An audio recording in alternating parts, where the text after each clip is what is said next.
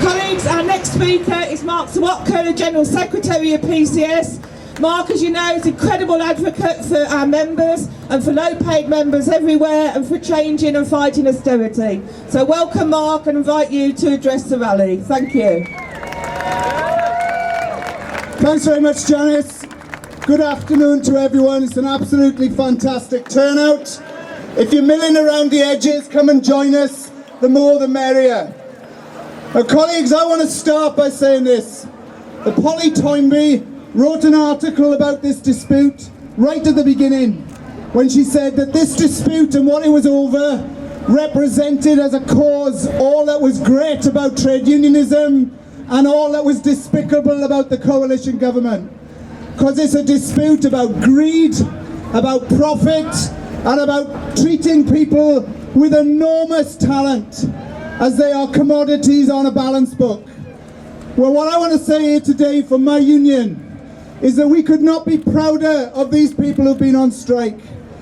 Before this started, we hosted an art exhibition in our headquarters, and all the artwork was done by the people who have been on strike, showing that they are talented, they love their job, and they want to serve the people of this country.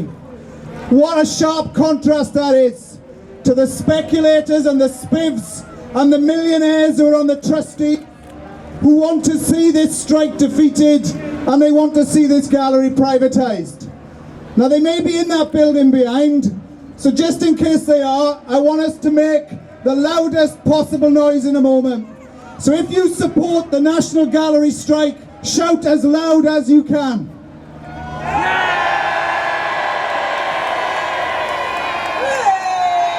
Fantastic. Right, we're going to try even louder. If you want to oppose the privatisation and support our victimised rep, Candy Unwin, shout even louder.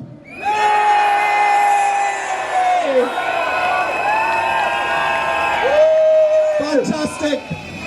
That was nearly as loud as a Cardiff City home game, but we'll try and beat it. If you are determined to support us, as long as it takes to keep the gallery public and to get a just settlement, shout as loud as you possibly can.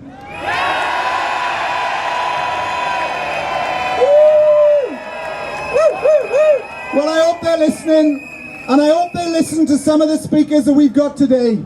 We've got a fabulous array of speakers across the arts world, trade union leaders, campaigners, and very importantly, we've got speakers from other disputes.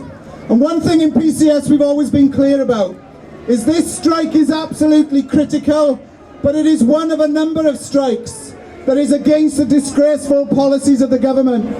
So next week on Monday and Tuesday, our comrades in Unison in Barnet are on strike against privatisation. Give a roar if you support those strikers from Barnet against privatisation.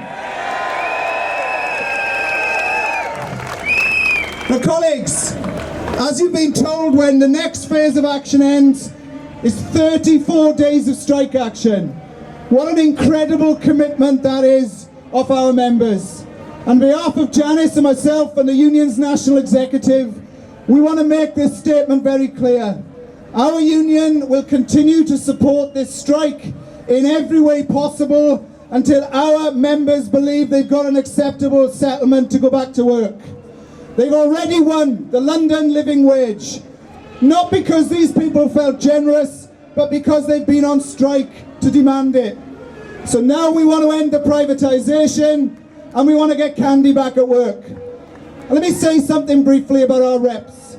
You've seen Neville and Graham. There's a whole layer of our reps who've been absolutely brilliant. They've toured the country, collected money, painted 1,000 sunflowers on paper plates, and they have really shown their dedication and commitment. But one of them paid the ultimate price. Candy Unwin was sacked, and Candy was disgracefully sacked days after the general election. She'd been suspended for weeks, but that lot obviously thought that with the election they could act brutally and sack her and all her colleagues would be cowed and go back to work. Well, they haven't gone back to work. They're in the middle of 10 days of strikes, which is the longest strike that we've had so far. Now that is dedication and commitment. And when Candy speaks to you later, I don't just want you to give it a great reception. I want you to think about this. Whilst we can all come and rally and show solidarity, Candy has had to live with the consequence of being home at night, sacked, with no income, worried about what the future has for her. Now that is dedication and commitment, and therefore we don't just want the end of the privatisation, we want Candy leading us back into work, doing the job that she loves doing, and striking a blow to the anti-union employers that work in the building behind you. Now I'm going to leave you colleagues with this thought. The trade union movement has had many struggles, and we've had some great victories, but sometimes we don't always win. But we believe we can win in this dispute. The public support us, tens of thousands have signed the petition, celebrities across the art world are supporting us, and we've got to make sure we maintain that support. And I'll leave you with a story therefore that should inspire all of us. PCS recently, representing our members who work at Windsor Castle. In case you don't know, that's where the Queen lives when she's not sitting on her throne. Now those members at Windsor Castle have worked for less than the London living wage and have been expected to do work without being paid on a voluntary basis. And after years of putting up with it, they said this year they'd had enough. They asked us to ballot them for industrial action. Over 90% of people voted yes. And you know what? Do you know what the outcome was?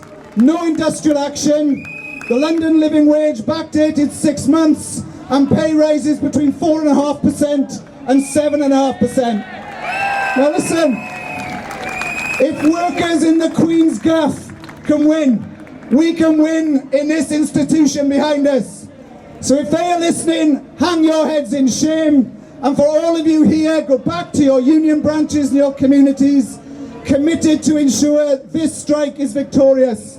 Justice is on our side. The arguments are on our side. The only people who aren't are the Tories and the people in there doing their bidding. Thanks for coming. Have a great day, and victory to the National Gallery strikers. Thanks very much, Mark. Colleagues, it's really good that we've got such a breadth of speakers here that shows the popularity of this dispute and the fact that people are committed to preventing the gallery from being privatised. There are a number of people who'd like to have been able to speak but can't make it, and I'm going to read out some messages of support. First of all, from the General Secretary of the NUJ, Michelle Stanistreet. The NUJ sends a message of solidarity to all those taking part in the action to defend the jobs of the National Gallery workers who are being sold down the river in the name of privatisation.